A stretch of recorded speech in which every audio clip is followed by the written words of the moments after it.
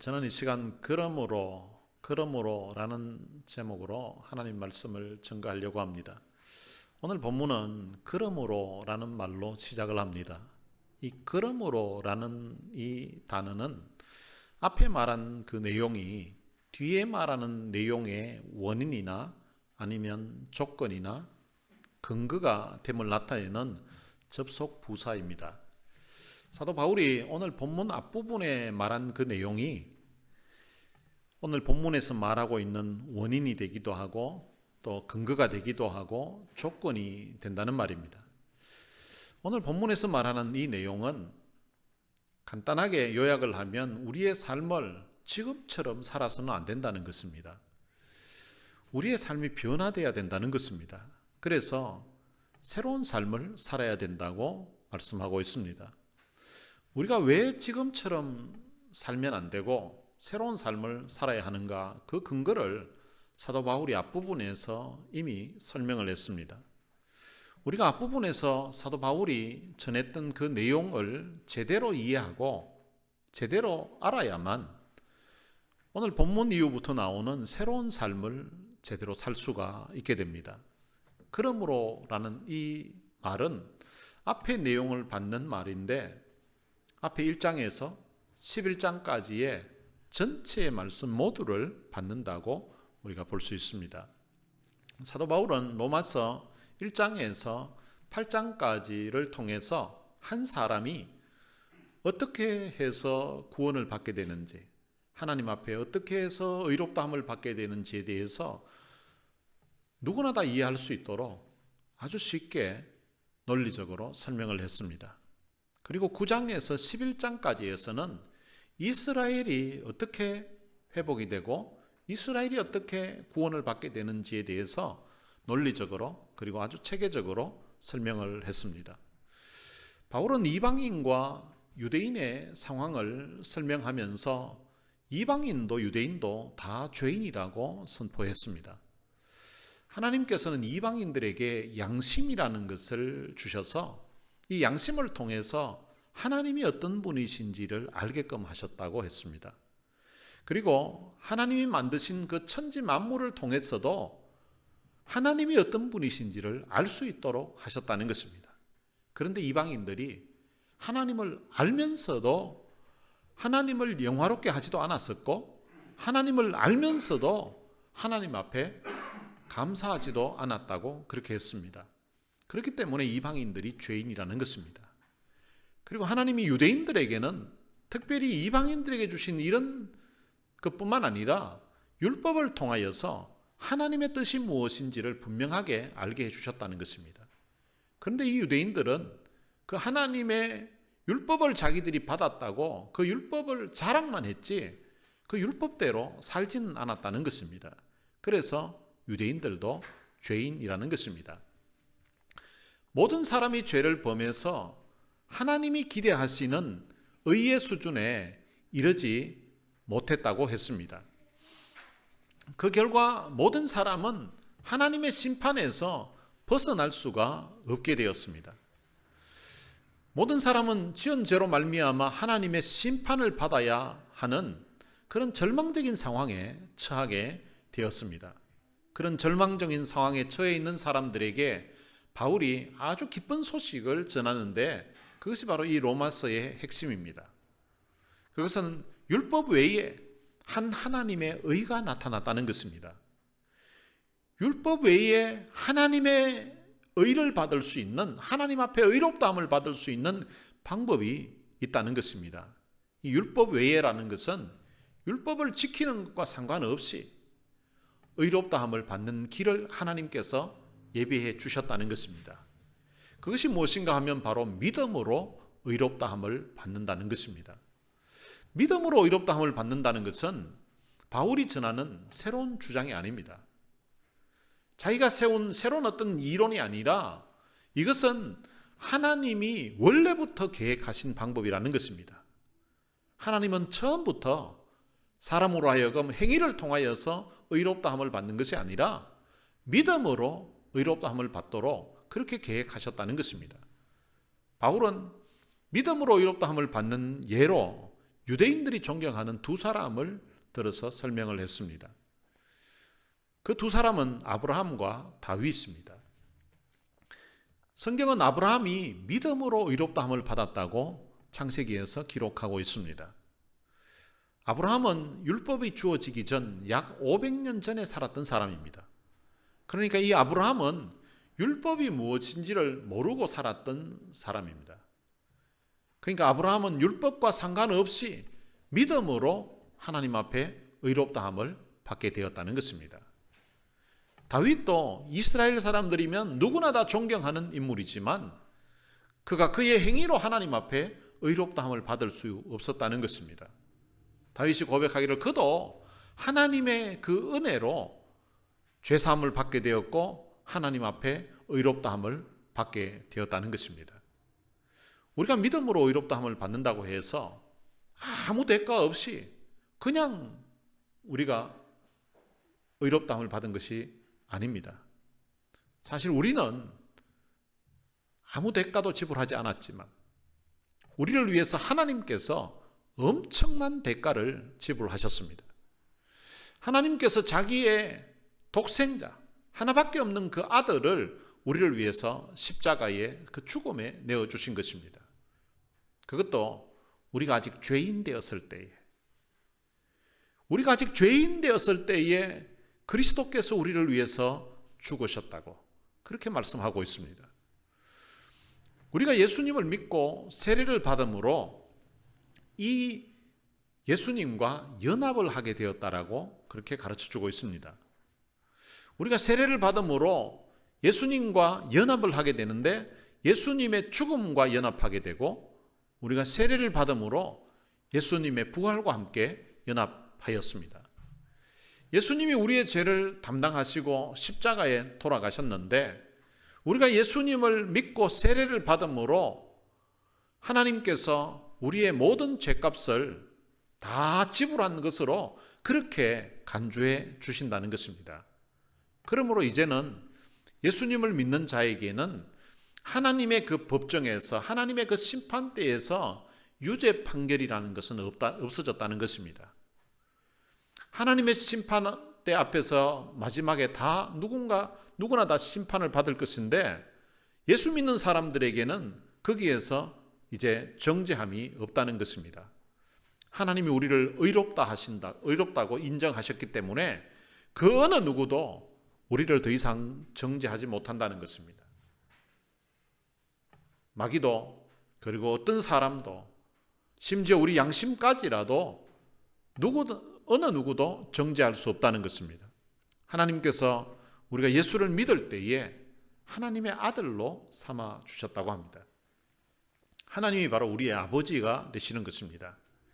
우리의 아버지 되신 하나님이 우리를 위하시기 때문에 이 세상에는 우리를 대적할 자가 아무도 없다는 것입니다. 하나님은 전능하신 분이십니다. 이 세상에 하나님보다 더 강한 자가 없다는 것입니다. 하나님은 우리를 사랑하셔서 자기 아들을 아끼지 아니하시고 우리를 위하여서 십자가에 내어주셨던 분입니다. 여러분, 아들 주셨다는 것은 다 주셨다는 말입니다. 하나님에게 있는 가장 소중한 것, 그것을 주셨기 때문에 우리가 하나님 앞에 아들로서 기도하게 되면 하나님은 어떤 것이라도 주실 수 있는 분이라고 말씀해 주고 있습니다. 우리를 그리스도의 사랑에서 하나님의 사랑에서 끊을 자가 아무도 없다고 합니다. 환난도 그리고 박해도 그리고 심지어 죽음까지도 그리스도의 사랑에서 하나님의 사랑에서 우리를 끊을 수가 없다는 것입니다. 우리가 예수 그리스도를 믿음으로 말미암아 우리는 구원을 받았습니다. 하나님께서 자기의 아들을 십자가에 내어주신 그 한없는 사랑으로 우리가 구원을 받게 된 것입니다. 이 한없는 하나님의 사랑으로 이방인들도 구원을 받게 되었고 그리고 이스라엘도 구원을 받게 될 것이라고 로마서 1장에서 11장까지 전체에서 설명을 했습니다. 그리고 그 다음에 오늘 본문 그러므로라는 말이 나옵니다. 이 그러므로는 이 놀라운 하나님의 사랑으로 구원을 받았으므로 이 놀라운 하나님의 은혜로 십자가의 그 사랑으로 구원받은 하나님의 자녀들은 이제는 이렇게 살아야 된다라고 말씀하고 있는 것입니다. 우리는 하나님으로부터 놀라운 은혜를 받았습니다. 아들을 십자가에 내어주신 그 귀한 사랑을 통해서 구원을 받았습니다. 그러므로 우리는 지금까지 살아왔던 그런 방식대로 살면 안 된다는 것입니다. 세상에서 가장 감동적인 이야기가 있는데 그것은 하나님이신 그 예수님이 이 땅에 사람의 모양으로 찾아오셔서 죄인된 우리 인생을 위해서 십자가에서 죽으셨다는 소식입니다. 예수님이 우리 죄값을 치르기 위해서, 우리를 살리기 위해서 십자가에 돌아가셨다는 것입니다. 그 예수님의 죽음으로 말미암아 우리의 운명이 바뀌게 된 것입니다. 죄인된 인생이, 영원한 심판에 처해야 될 인생이 구원받은 하나님의 자녀로 살 수 있게 되었다는 것입니다. 우리는 하나님께 일평생 노력해도 애써도 갚을 수 없는 엄청난 그 빚을 탕감받게 된 것입니다. 그런 은혜를 받은 우리는 그 은혜를 모르던 그 과거처럼 지금처럼 살면 안 된다는 것입니다. 그러면 우리는 어떻게 살아야 하는가? 오늘 12장 1절은 이렇게 말씀을 시작합니다. 그러므로 형제들아 내가 하나님의 모든 자비하심으로 너희를 구원하노니 라고 말씀하고 있습니다. 1장에서 11장까지의 그 내용을 한마디로 요약하면 그것은 12장 처음에서 이야기하는 하나님의 모든 자비라고 할 수 있습니다. 하나님의 그 모든 자비로 인해서 우리가 구원을 받았습니다. 이스라엘의 남은 자가 구원을 받게 된 것도 하나님의 이 자비 때문인 것입니다. 우리는 하나님의 이 자비를 받은 사람들입니다. 하나님의 자비를 다른 말로 하면 하나님의 은혜라고 표현할 수 있습니다. 사도 바울은 이 하나님의 자비를 알았기에 그가 고백하기를 나의 나된 것은 다 하나님의 은혜라고 그렇게 고백을 했습니다. 사도 바울은 하나님의 자비로 구원받은 우리가 어떻게 살아야 하는지에 대해서 오늘 본문에서 권면하고 있습니다. 그것은 바로 하나님의 자비로 구원받은 그 은혜를 생각하면서 하나님 앞에 예배를 드려야 된다는 것입니다. 하나님께 드리는 예배를 1절에서는 우리 몸을 산 제물로 드리라고 그렇게 말씀하고 있습니다. 구약시대 때는 하나님의 백성들이 하나님께 은혜를 받아서 감사하게 되면 그 감사를 어떻게 표현했는가 하면 제사를 통하여서 하나님께 받은 그 은혜에 대한 감사를 표현을 했습니다. 제사를 드릴 때에는 제물을 가지고 하나님 앞에 나아가서 제단을 쌓고 제사를 드렸는데요. 하나님께 받은 은혜, 하나님께 받은 그 사랑을 생각하면서 자기가 드릴 수 있는 그 제물을 가지고 하나님 앞에 나아가서 그 감사했었습니다. 구약시대에 이스라엘 백성들이 하나님께 제물로 삼았던 것은 짐승을 제물로 삼아서 드렸습니다. 감사할 것이 많으면 많은 제물을 가지고 가서 하나님 앞에 제사를 드렸습니다. 그것도 그 사람이 어떤 형편에 따라서 어떤 경우에는 소를 잡아서 어떤 경우에는 양을 잡아서 어떤 경우에는 가난한 그런 사람들은 비둘기 같은 조그마한 새를 잡아서 그렇게 하나님 앞에 나아가서 그들의 형편대로 감사를 표현했습니다.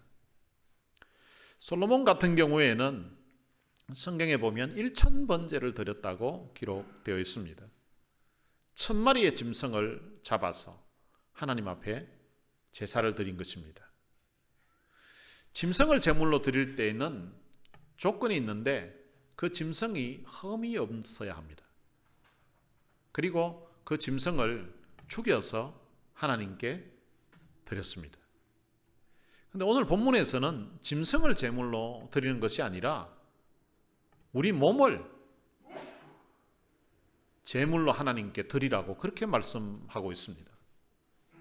그렇다면 우리에게 죽으라는 말인가? 그것은 아닙니다.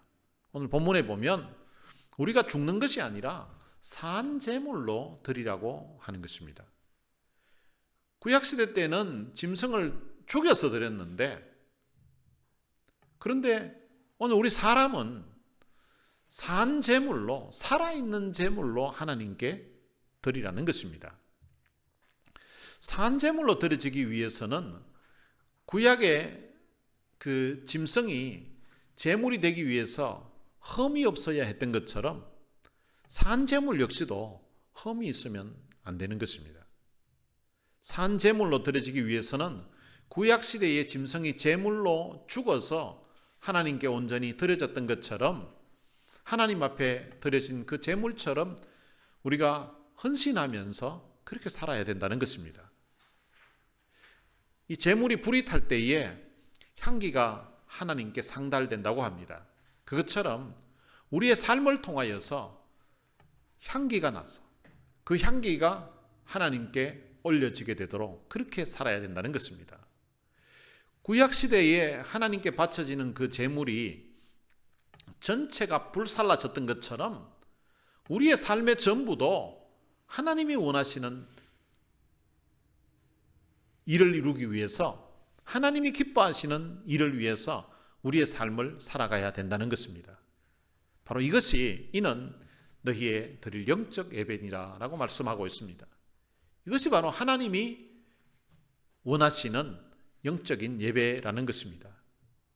우리는 보통 예배라고 하면 주일날 교회에 와서 이렇게 예배 드리는 것을 예배라고 그렇게 생각합니다.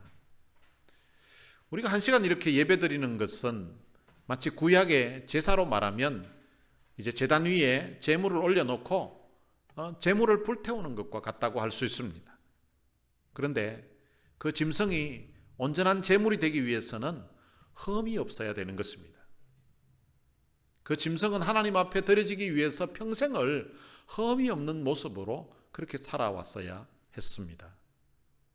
여러분, 이와 마찬가지로 우리의 삶도 이렇게 주일날 와서 한 시간 하나님 앞에 예배를 온전히 드리기 위해서는 일주일간의 우리의 삶이 흠없는 모습으로 살아야 된다는 것입니다.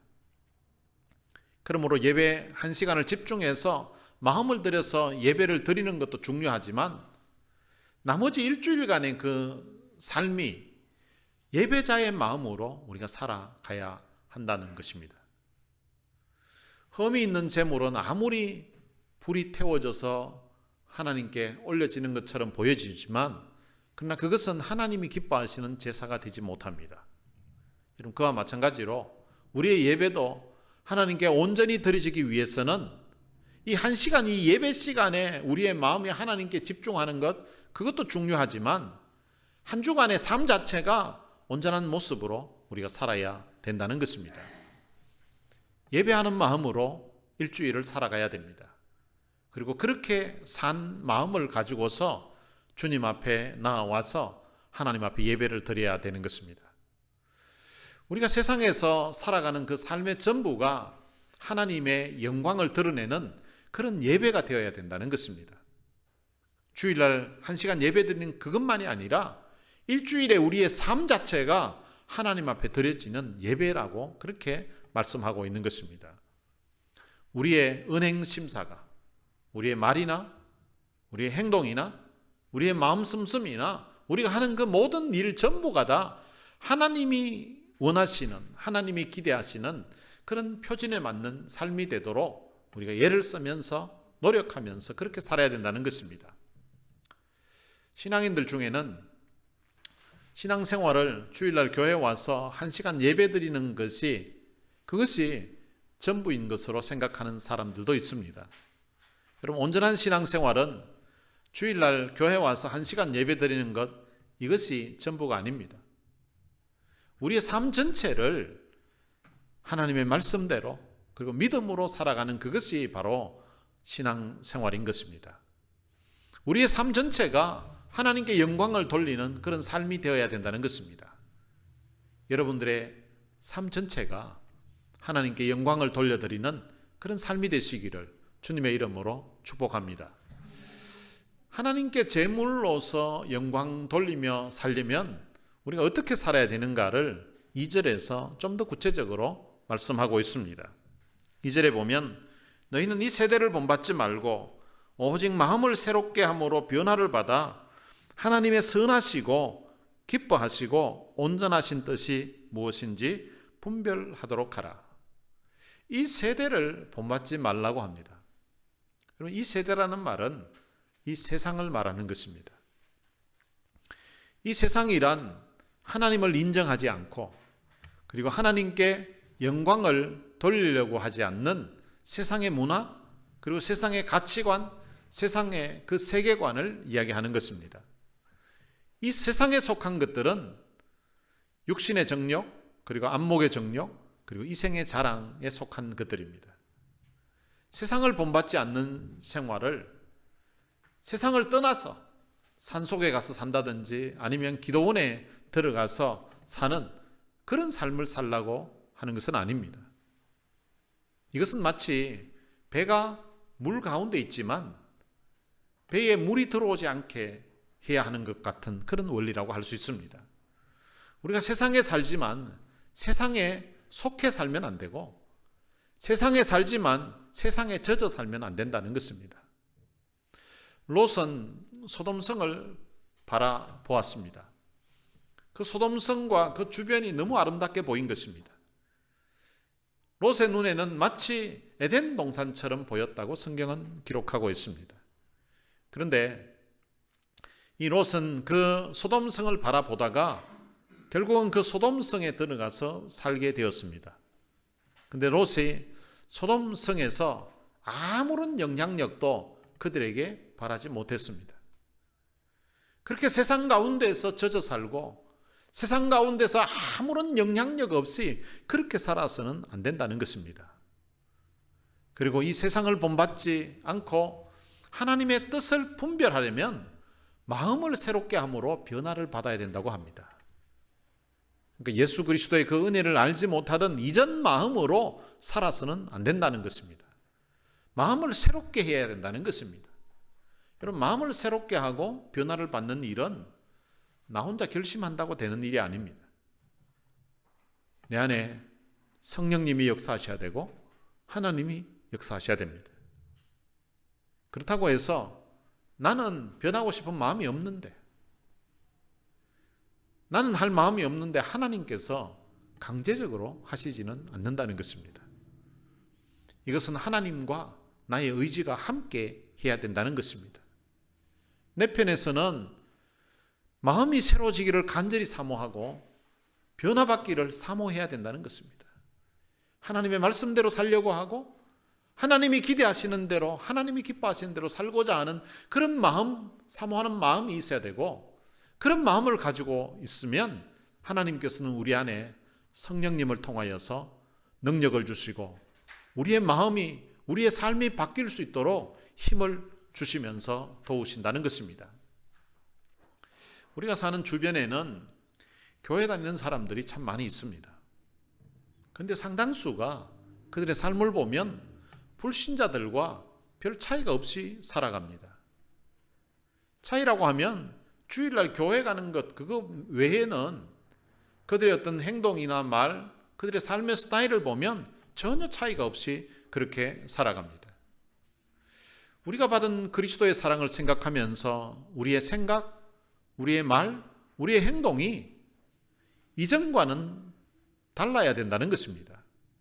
생각이 달라져야 되고 말이 달라져야 되고 행동이 달라져야 된다는 것입니다. 우리의 삶이 달라져야 된다는 것입니다. 예배를 영어로는 월십이라고 합니다. 이 월십이라는 단어는 월스와 그리고 쉽이라는 이 두 단어가 합쳐져 가지고 만들어진 단어입니다. 월스는 뜻이 무엇인가 하면 가치라는 뜻입니다. 그리고 쉽은 신분이라는 뜻입니다. 월십이라는 말은 영광과 존귀를 받을 가치가 있는 분에게 거기에 합당한 감사를 표현하고 예를 표하는 것, 그것이 바로 월십이라는 것입니다. 예배를 영어로 월십이라고도 표현하지만 또 다른 단어로 표현하는 것이 있는데 그것은 서비스입니다. 영어의 서비스는 이 단어가 하나님께 표현될 때는 이것을 바로 예배로 번역을 합니다. 그런데 이것을 사람에게 할 때는 봉사, 섬김이라는 단어로 번역을 하게 됩니다. 이 서비스라는 이 단어의 어원이 어디서 나오는가 하면 slave라는, 노예라는, 그 종이라는 단어에서 나왔습니다. 그러니까 이 서비스라는 단어를, 그 어원을 가지고 설명을 한다면 그 의미가 마치 종이 주인을 섬기는 것 같이 하는 것, 그것이 바로 서비스라는 것입니다. 사람들에게 봉사할 때에, 사람들을 섬길 때에 마치 종이 주인을 섬기는 것처럼 그런 자세로 섬기는 것, 그것이 바로 봉사요, 그게 바로 섬김이라는 것입니다. 믿음으로 의롭다함을 받은 성도들은 하나님께 받은 그 은혜를 생각하면서 마치 종이 주인을 섬기는 것처럼 그렇게 하나님께 예배하면서 살아야 된다는 것입니다. 그리고 그렇게 예배하는 마음으로 사람들에게 또 봉사하고 사람들을 섬기면서 살아야 한다는 것입니다. 이 두 가지가 병행이 돼야만 된다는 것입니다. 태초부터 이 예배와 그리고 이 일은 하나님께서 우리 사람들에게 맡겨주신 사명이었습니다. 인생을 살면서 이 두 가지 일을 병행해서 하도록 하신 것입니다. 이 두 가지 행위가 모두 하나님께 드려지는 제사라는 것입니다. 우리는 보통 예배라고 하면 그냥 교회에 와서 1시간 예배 드리는 것, 그것만 예배라고 했습니다. 그런데 오늘 본문은 오늘 우리의 삶 자체가 산 제사여야 된다는 것입니다. 그러니까 주일날 교회에 와서 1시간 예배 드리는 것, 그것만이 예배가 아니라 우리가 일주일간에 살아가는 그 삶, 그 자체도 하나님께 드려지는 예배라고 그렇게 말씀하고 있는 것입니다. 우리가 보통 표현하는 이 예배는 예배당에서 하나님을 섬기는 것입니다. 그리고 일은 세상에서 이 예배당을 떠나서 하나님을 섬기는 것, 그것이 바로 일인 것입니다. 이 두 행위가 조화가 이루어져야 된다는 것입니다. 어떤 사람은 교회에 와서는 그 누구보다도 참 예배드리는 그 모습 보면 너무나 참 은혜롭고 너무나 많은 참 감동을 받는 것 같은 그런 모습으로 하나님 앞에 예배드리지만, 그런데 세상에 나가서는 그 어느 것 하나 남을 위해서 희생하지 않으려고 하고 악착같이 살아가는 그런 사람이 있습니다. 교회 와서 예배드리면서 눈물 흘리면서 기도하고 예배하는 그 모습 보면 정말로 참 좋은 신앙인 같은데, 바깥에서 살아가는 그 삶에는 전혀 신앙인의 모습이 보이지 않는 것입니다. 그럼 그런 사람은 하나님께서 기뻐하시는 예배자라고 할 수 없습니다. 그리고 또 어떤 사람은 세상에서는 정말 착한 일, 선한 일, 사람들에게 배려하고 사람들에게 참 좋은 사람이라고 인정을 받고 그렇게 살아갑니다. 그런데 하나님 앞에 나와서는 예배하지 않고 사는 그런 사람들도 있습니다. 여러분, 이건 역시 하나님이 기뻐 받으시는 예배자라고 할 수 없습니다. 예배는 하나님께 드리는 오늘 우리 신앙인들이 할 수 있는 최상의 봉사입니다. 그리고 우리가 사람들에게 하는 그 봉사는 세상 속에서 몸으로 드리는 최고의 예배라고 할 수 있습니다.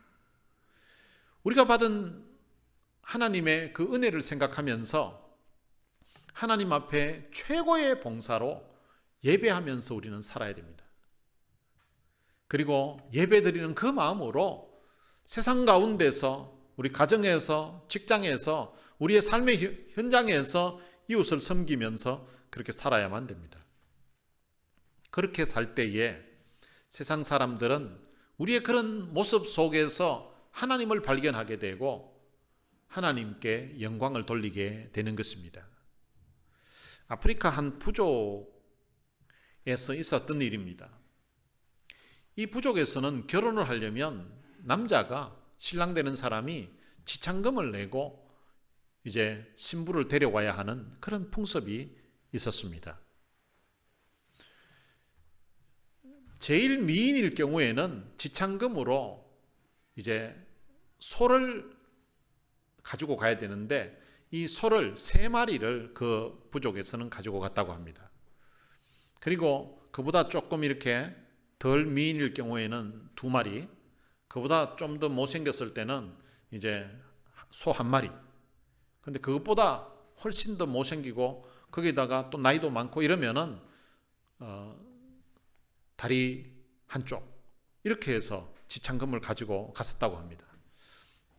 그러니까 신부가 젊고 이쁠수록 그 가지고 가야 될 소의 숫자가 많아지는 것입니다. 이 마을에는 노처녀가 한 명 살고 있었습니다. 근데 그 처녀는 나이가 많았을 뿐만 아니라 생긴 것도 인물도 별로 없었습니다. 그래서 그 노처녀인 경우에는 그냥 소 한쪽 다리만 가지고 가도 얼마든지 시집 올 것 같은 그런 상황이었습니다. 그런데 그 마을의 추장 아들이 이 노처녀를 사랑하게 되었습니다.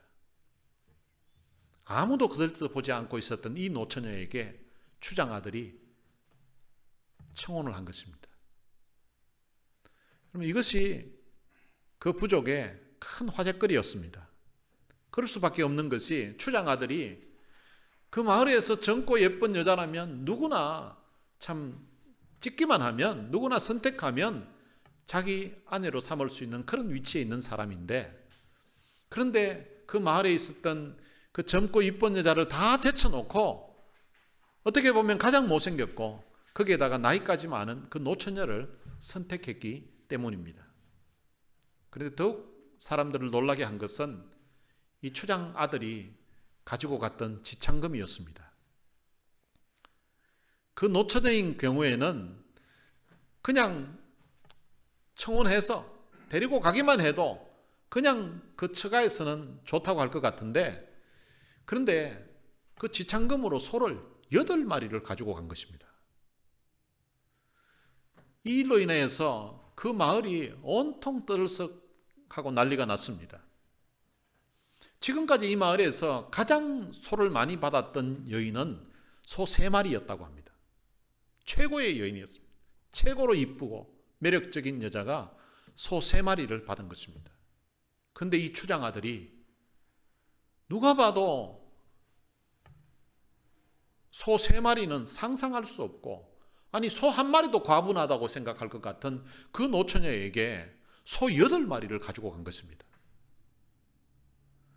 추장 아들이 드디어 이 노처녀와 결혼을 했습니다.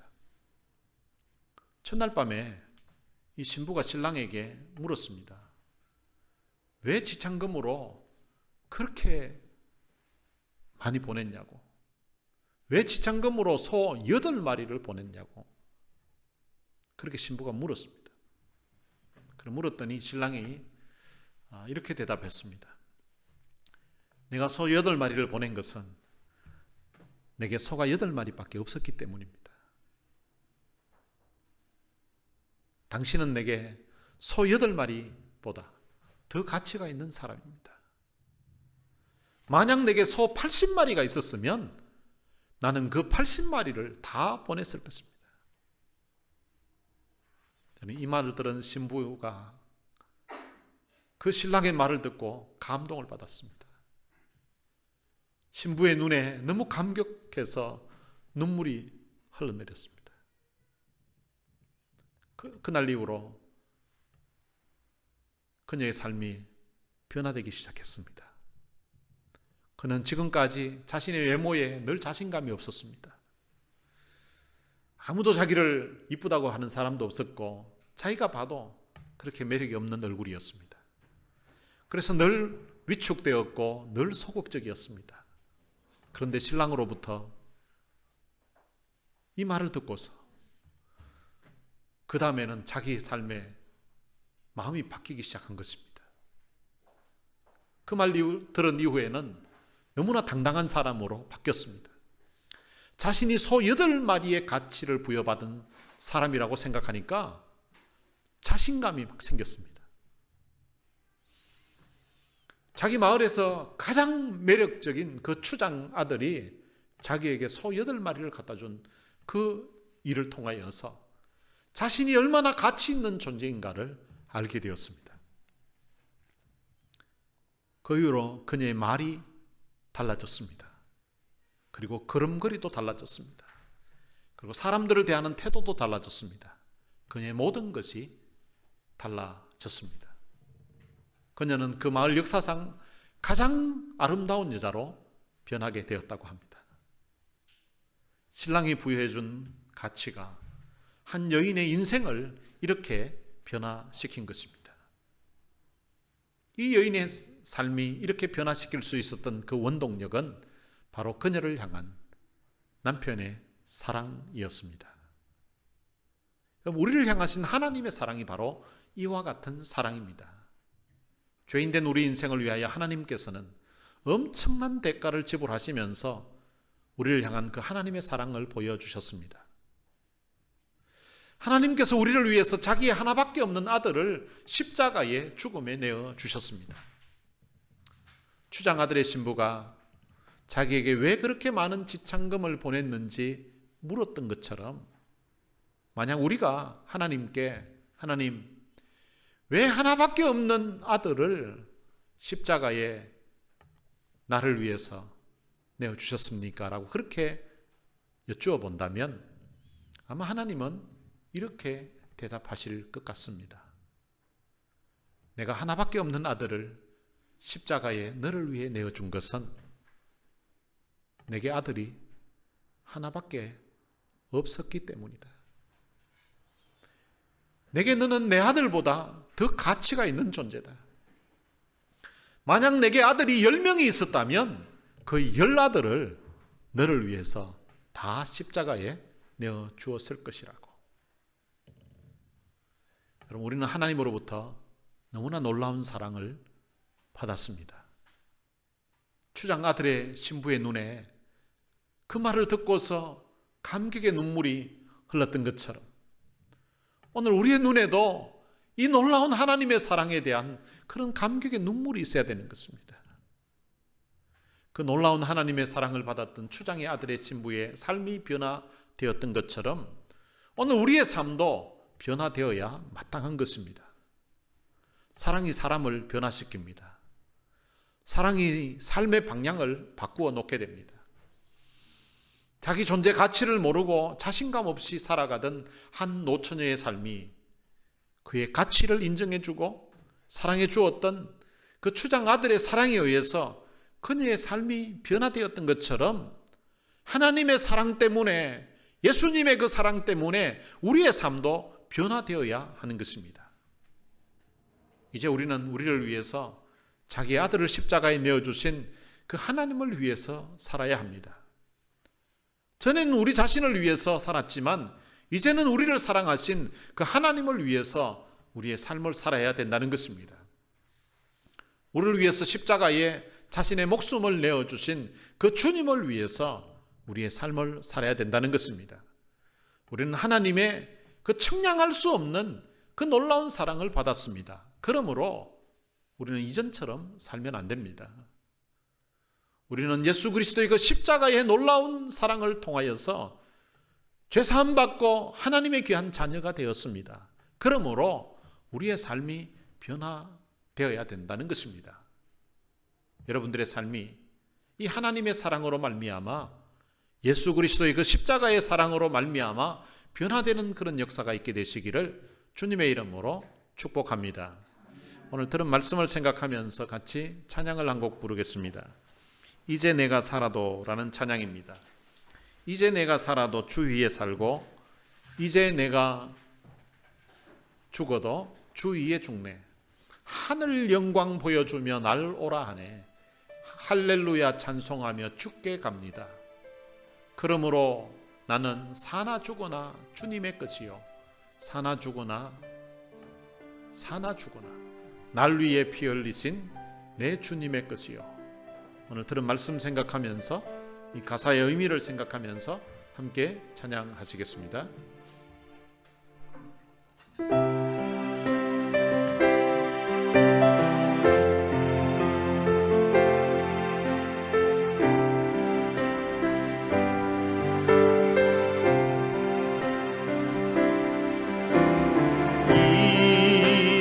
내가 살아도 주 위에 살고 이제 내가 죽어도 주 위에 죽네.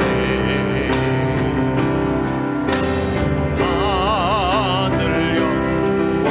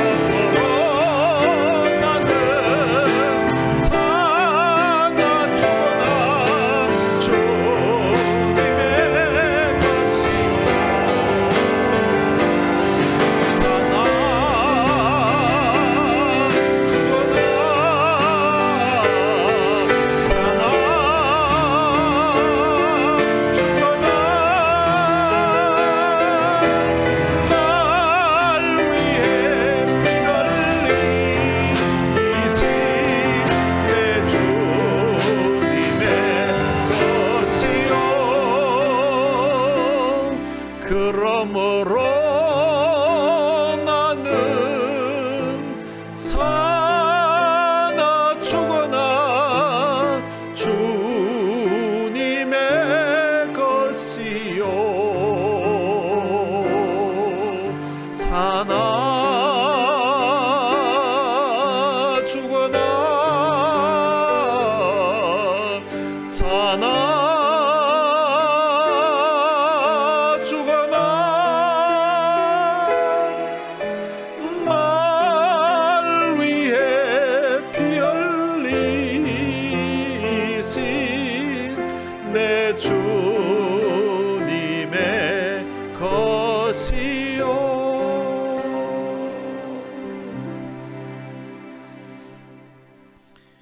오늘 들은 말씀 생각하면서 우리 같이 한번 기도했으면 좋겠습니다. 우리가 받은 하나님의 사랑, 우리가 받은 하나님의 은혜를 생각하면서 이제는 살아도 주를 위해서, 그리고 죽어도 주를 위해서 그렇게 죽겠습니다. 하나님 앞에 예배드리는 이 한 시간뿐만 아니라 내 삶 자체를 하나님이 기뻐하시는 그런 산 제물로 드리도록 그렇게 결단하고 살겠습니다. 이 시간 결단하면서 같이 통성으로 다 같이 기도하시겠습니다. 살아계신 아버지 하나님, 은혜를 감사합니다. 많은 사랑 가운데 저희들을 선택해서 하나님의 귀한 자녀로 삼아주신 것 감사합니다. 오늘 우리가 받았던 이 사랑이 얼마나 큰지, 우리가 받은 은혜가 얼마나 큰지를 말씀을 통하여서 다시 한번 우리 마음에 새길 수 있도록 하신 것 참으로 감사합니다. 우리가 아직 주인 되었을 때에 우리를 향하신 크신 하나님의 사랑, 그 놀라우신 하나님의 은혜 때문에 우리가 제사함받고 믿음으로 하나님 앞에 의롭다함을 받게 하신 것 참으로 감사합니다.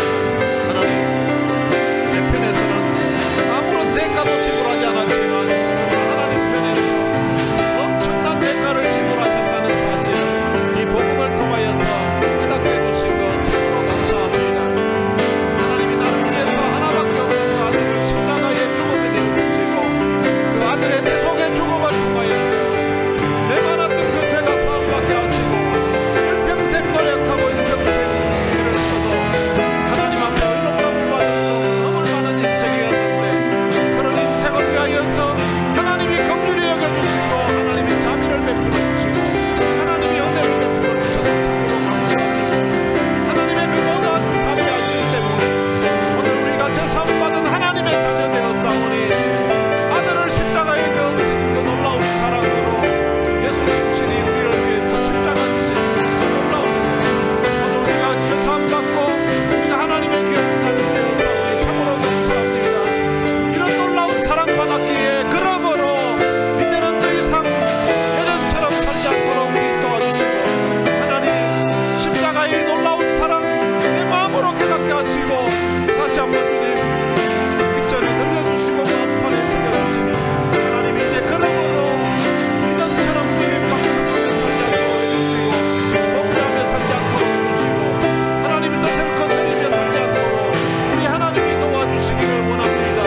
허물 많은 인생이 다시금 주님 앞에 머리 숙이고 하나님의 은혜를 구합니다.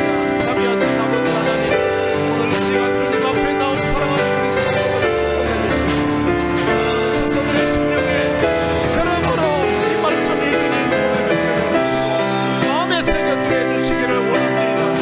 이제 내가 살아도 주위에 살고 이제 내가 죽어도 주위에 죽네 하는 주님의 고백이 오늘 그러므로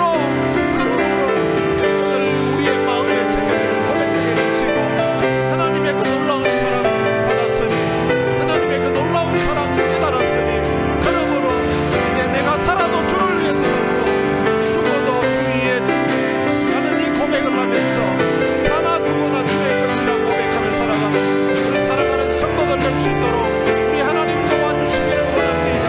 자비하신 아버지 하나님, 이 시간 함께 예배드리는 우리 사랑 모든 성도들의 심령에 이 말씀이 그들의 심리에 새겨지게 해주시고 사나 죽어나 주의 것이라고 고백하는 그런 삶 살 수 있도록 축복해 주옵소서. 하나님 아버지 은혜를 감사합니다.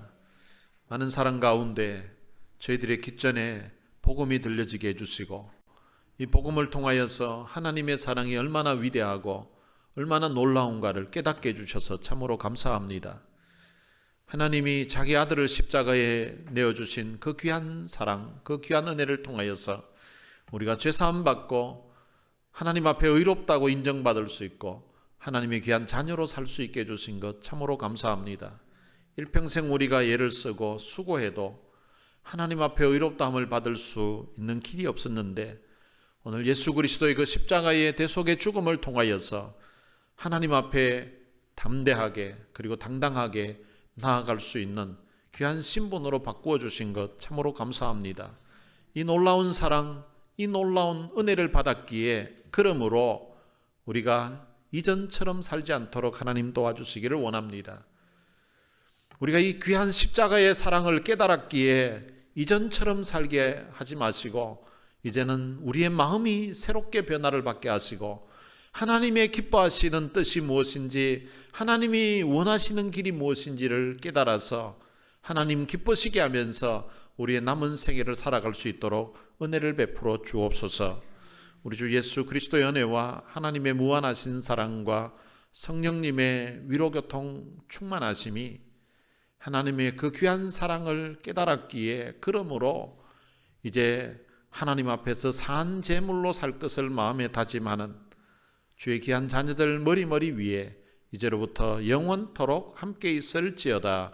아멘.